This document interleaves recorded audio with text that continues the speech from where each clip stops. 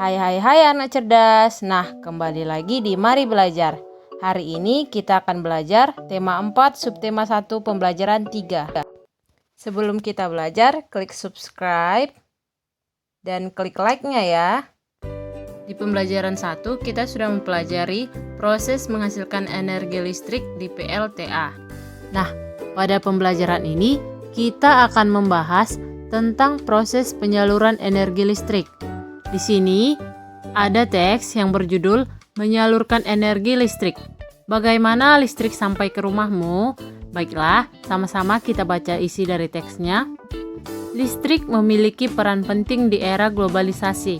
Tidak dapat dipungkiri bahwa globalisasi terjadi karena perkembangan teknologi di berbagai bidang yang didukung oleh peran listrik sebagai sumber energi di dalamnya.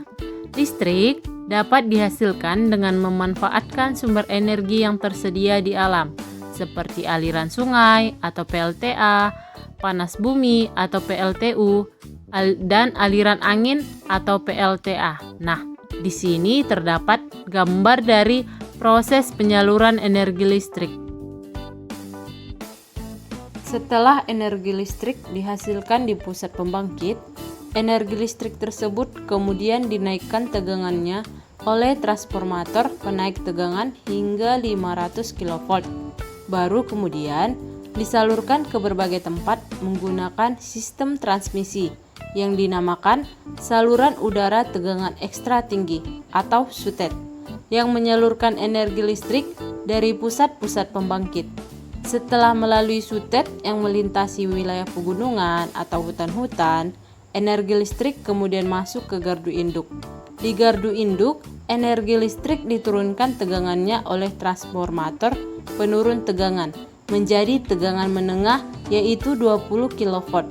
Kemudian energi listrik disalurkan ke gardu-gardu distribusi dan diturunkan kembali tegangannya dalam gardu distribusi menjadi tegangan rendah yaitu 220 volt. Tegangan sebesar ini sudah sesuai dengan kebutuhan rumah tangga. Akhirnya, energi listrik disalurkan ke rumah-rumah warga. Nah, dengan adanya listrik, kini masyarakat dapat mengakses informasi yang berasal dari berbagai belahan dunia. Tanpa listrik, tentunya hal tersebut tidak akan bisa terjadi. Lalu, bagaimana dengan daerahmu? Apakah kamu telah merasakan manfaat listrik dalam kehidupan sehari-hari di rumah?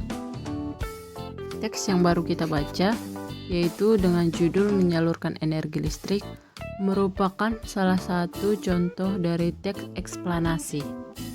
Nah, tugas nomor 1, tuliskan informasi penting dalam setiap paragraf dari teks eksplanasi yang sudah kita baca pada diagram berikut ini.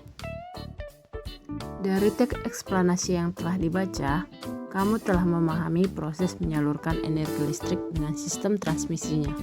Komponen utama pada proses penyaluran energi listrik adalah sistem transmisi, sistem distribusi, serta transformator penaik dan penurun tegangan. Kira-kira siapakah penemu sistem transmisi? Tahukah kamu, penemu sistem transmisi adalah Nikola Tesla. Nikola Tesla, seorang berkebangsaan Yugoslavia, adalah penemu sistem pembangkit dan transmisi listrik pada tahun 1895. Sejak kecil, Nikola memiliki rasa ingin tahu yang besar tentang berbagai hal. Ia sangat menyukai matematika dan fisika. Ia pernah bekerja sama dengan Thomas Alva Edison dan merancang 24 jenis dinamo. Setelah Michael Faraday menemukan energi listrik, Nikola mengembangkan penemuan tersebut dengan membangun pembangkit listrik tenaga air atau PLTA pertama di dunia. PLTA tersebut memanfaatkan air terjun Niagara di Amerika. Maka, sejak saat itu, listrik pun menerangi dunia hingga sekarang. Berkat penemuan Nikola Tesla, kini sebagian besar warga dunia bisa menikmati listrik. Kita harus bersyukur pada Tuhan yang telah menyediakan beragam sumber daya alam untuk bisa digunakan sebagai pembangkit energi listrik. Nah, tugas nomor 2, bagaimana sistem transmisi memiliki peran penting di era globalisasi ini. Demikianlah pembelajaran hari ini. Semoga apa yang dipelajari dapat bermanfaat. Sekian dan terima kasih.